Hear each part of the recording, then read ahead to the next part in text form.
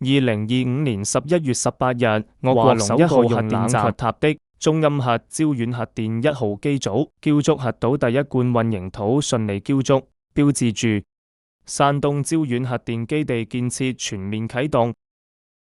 呢度係中網核山東焦遠嘅核電基地嘅建設現場，我依家所在的呢個位置就係活電站最核心嘅部位，核島。整個面積係2000多平方米，相當於5個籃球場。依家呢個核島嘅焦觸工作已經開始，意味住呢個核電基地嘅建設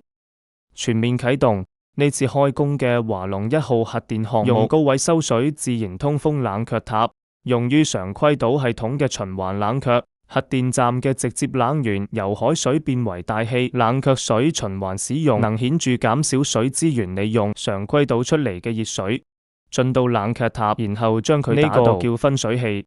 啲水呢，熱水上嚟之後分散到呢個儲水器平台，係冷卻之後集水器，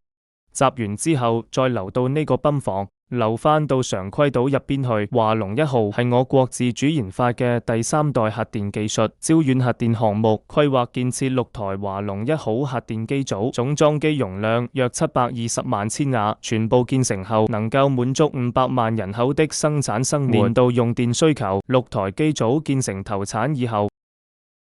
每年將輸出清潔電力500億千瓦時，每年可減少標準煤消耗約1527萬噸，減少二氧化碳排放約4620萬噸，相當於植樹造林超過11萬公頃。